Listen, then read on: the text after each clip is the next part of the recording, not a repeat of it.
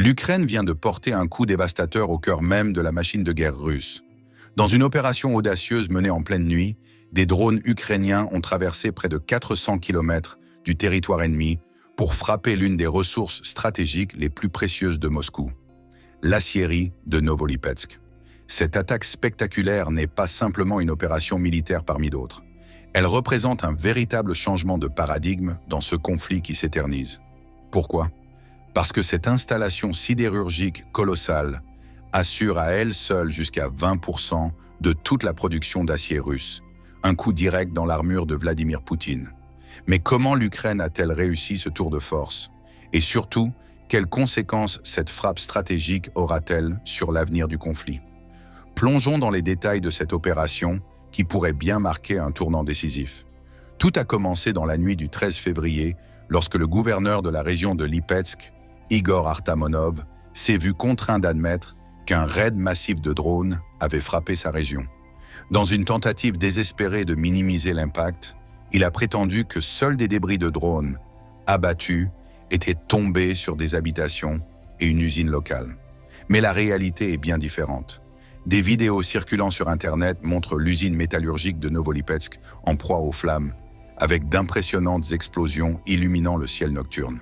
Ces images contredisent frontalement la propagande officielle russe qui voudrait faire croire que leurs défenses aériennes ont abattu tous les drones. L'Ukraine, fidèle à sa doctrine d'opération secrète, n'a pas revendiqué immédiatement l'attaque. Cette discrétion stratégique ne doit pas nous empêcher d'analyser les moyens sophistiqués dont dispose Kiev pour mener de telles frappes en profondeur du territoire ennemi. Parmi l'arsenal de drones ukrainiens capables d'atteindre Lipetsk, plusieurs modèles se distinguent. Le UJ-22 Airborne, avec sa silhouette rappelant un avion à hélice, peut transporter 20 kg d'explosifs sur une distance impressionnante de 800 km. Mais sa grande taille le rend vulnérable aux défenses anti-aériennes russes. Plus probable est l'utilisation du UJ-26 Beaver, un drone au profil élancé évoquant un jet de combat miniature. Avec son fuselage aérodynamique et sa queue en V inversée, il peut franchir jusqu'à 1000 km tout en restant difficilement détectable. C'est ce même modèle qui a déjà frappé Moscou et d'autres cibles stratégiques russes. Autre candidat sérieux, le A-22 Foxbat. Ce drone a démontré sa redoutable efficacité en avril 2024 lors d'une frappe contre une usine de fabrication de drones en Tatarstan à plus de 1300 km en territoire russe. Si ce drone a pu atteindre une cible aussi lointaine, les 400 km séparant la frontière ukrainienne de Lipetsk représentent une distance parfaitement gérable. L'Ukraine pourrait également avoir déployé le FP-1, un drone transportant une charge explosive particulièrement dévastatrice. 40 kg de tétryl entourés de billes d'acier qui, lors de l'explosion, se transforment en projectiles meurtriers, causant des dégâts considérables. Une ironie glaciale, utiliser l'acier pour détruire une aciérie.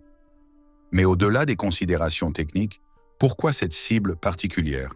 La réponse révèle la finesse stratégique ukrainienne. L'aciérie de Novolipetsk n'est pas une installation industrielle ordinaire. Elle représente le cœur battant du groupe NLMK, géant de la sidérurgie qui détient 99% du marché russe de l'acier de transformateur, 19% de l'acier prélaqué, 31% de l'acier laminé à froid et 21% de l'acier galvanisé. L'usine ciblée génère à elle seule 80% de la production totale du groupe. Cette infrastructure essentielle fournit les matériaux stratégiques indispensables à de nombreux secteurs névralgiques russes. Construction, machines industrielles et équipements énergétiques. Mais surtout, elle alimente directement le complexe militaro-industriel de Poutine, fournissant l'acier nécessaire à la fabrication d'armes, de blindés et de munitions. Or, la Russie traverse déjà une crise profonde dans sa capacité à maintenir sa production militaire. Le Centre d'analyse politique européenne avait désigné 2025 comme l'année de vérité pour la machine de guerre russe, confrontée à une hausse vertigineuse des coûts, une pénurie de main-d'œuvre qualifiée et un épuisement des capacités financières. Les stocks d'armement soviétiques, qui compensaient jusqu'à présent les déficits de production, sont en voie d'épuisement total.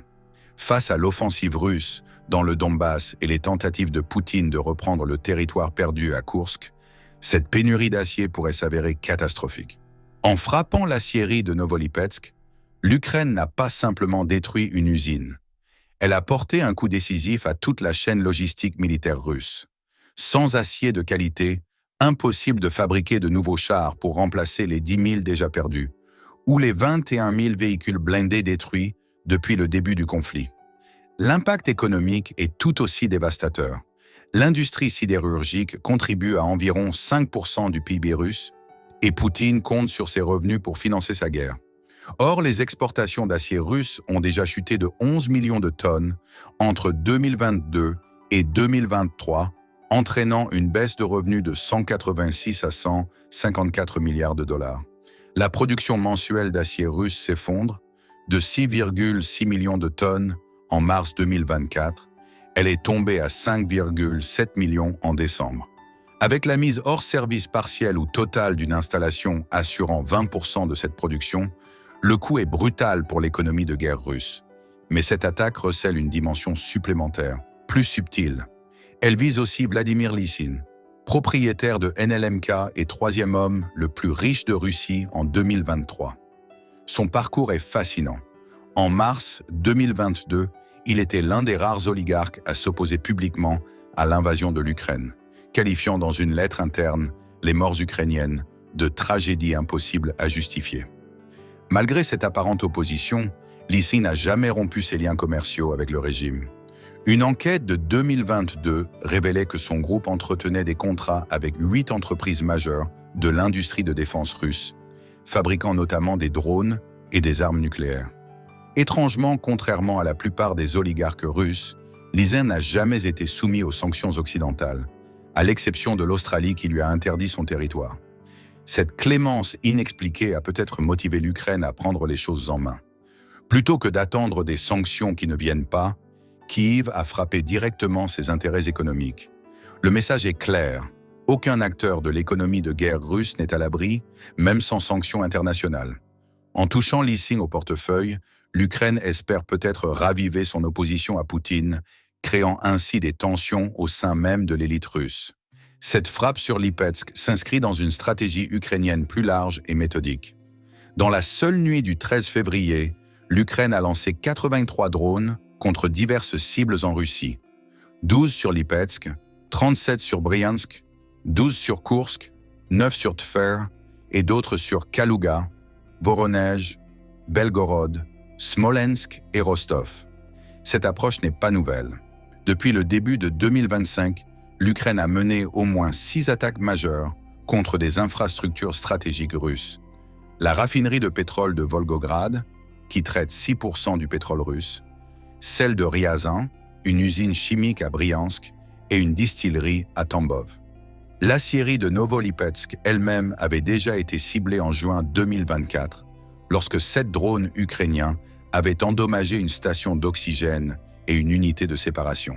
Une première attaque avait même eu lieu en février 2024, provoquant un incendie dans un atelier. Cette persistance révèle la stratégie à long terme de l'Ukraine. Compenser son désavantage en termes d'effectifs par des frappes chirurgicales contre les infrastructures vitales de l'adversaire. Privée de carburant raffiné, de produits chimiques et maintenant d'acier, la Russie voit sa capacité offensive s'éroder progressivement. Chaque attaque réussie réduit les ressources disponibles pour l'effort de guerre de Poutine. Sans pétrole raffiné, les véhicules russes restent immobilisés. Sans produits chimiques, la fabrication d'explosifs devient problématique. Et sans acier de qualité, la production d'armements lourds s'effondre. L'Ukraine semble déterminée à poursuivre cette stratégie d'attrition ciblée dans les mois à venir. En frappant là où ça fait mal, les infrastructures industrielles et énergétiques, Kiev espère affaiblir suffisamment la machine de guerre russe pour inverser progressivement le rapport de force sur le terrain. La frappe sur l'acierie de Novolipetsk pourrait bien devenir emblématique de cette nouvelle phase du conflit, moins visible que les affrontements sur la ligne de front, mais potentiellement plus décisive sur le long terme. Elle démontre que l'Ukraine a développé une capacité de frappe stratégique en profondeur qui remet en question la sécurité même du territoire russe. Une chose est certaine, en transformant l'acier russe en brasier, l'Ukraine a démontré sa capacité à frapper là où ça fait mal. Et dans cette guerre d'usure qui s'éternise, ce pourrait bien être ce type d'opération, loin des projecteurs médiatiques, qui finira par faire pencher la balance.